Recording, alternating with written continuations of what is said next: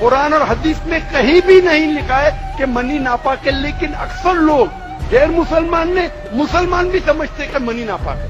منی ناپاک نہیں ہے. ایک حدیث اللہ کے رسول کی کہ ایک شخص ہم بستری کرنے کے بعد وہ منی کپڑے پہ گر جاتی ہے تو اللہ کے رسول نے کہا کہ اس منی کو کھرچو، مطلب وہ جب ڈرائی ہو جاتا ہے اسے نکال دو، بس کافی ہے. تو یہ کہنا کہ منی ناپاک ہے یہ ہماری غلط فہمی ہے. منی ناپاک ہے ہی نہیں، کیونکہ منی سے ہم پیدا ہوتے. جب منی نکلتی ہے ہمیں نہانا فرض ہے،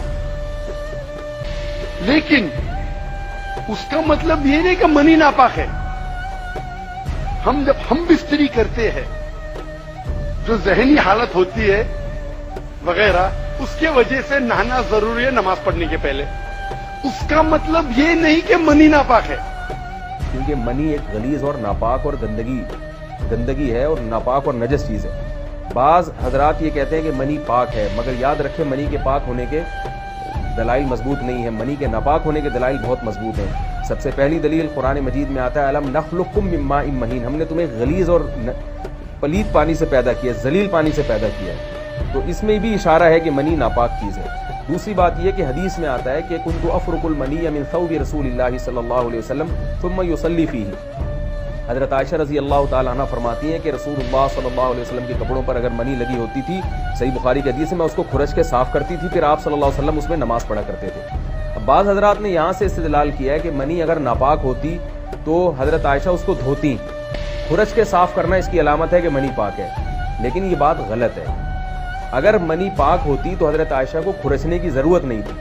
بات یہ ہے کہ وہ نجاست جس کا ایک باقاعدی جسم ہوتا ہے اور وہ کھرچ کے جسم سے یا کپڑوں سے الگ ہو سکتی ہے، تو اس نجاست کو پاک کرنے کا طریقہ یہ ہے کہ اس کو کھرچ دیا جائے.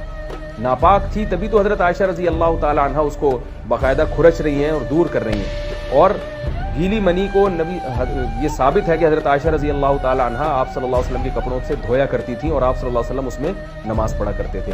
حضرت عمر رضی اللہ تعالی عنہ کے دور میں کسی شخص کو احتلام ہوا تو اس نے اپنے پورے جو ہے نا وہ کپڑے دھوئے، تو حضرت عمر نے اس کو منع کیا، فرمایا کہ اتنا کافی تھا کہ اس جگہ کو تم دھو لیتے.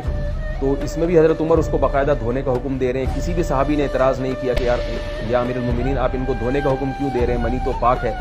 تو منی کے جو ناپاک ہونے کے دلائل ہیں وہ بہت مضبوط ہیں. باقی اس کو جو کھرچنے کا حکم ہے وہ اس لیے کہ منی کے پاک جو اگر خشک ہو جائے تو وہ کھرچ کے بھی پاک ہو جاتی ہے، اس کو پھر دھونا ضروری نہیں ہوتا. ایک اور دلیل منی کے ناپاک ہونے کی یہ ہے کہ جو مدی ہے، ٹرانسپیرنٹ پانی جو مرد کے جسم سے نکلتا ہے، وہ اگر جسم سے نکل جائے تو غسل فرض ہو جاتا ہے، وضو فرض ہو جاتا ہے، اور منی نکل جائے تو غسل فرض ہوتا ہے.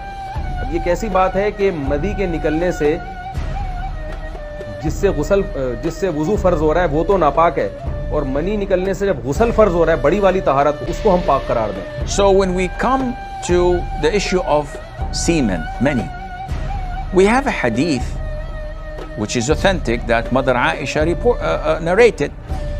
May Allah be pleased with her. She said that whenever there are traces of semen on the garment of the Prophet alayhi salatu wassalam, if it is dry, I would drop it off with my fingernail, which means that if it's hard substance, rubbing it off does the job.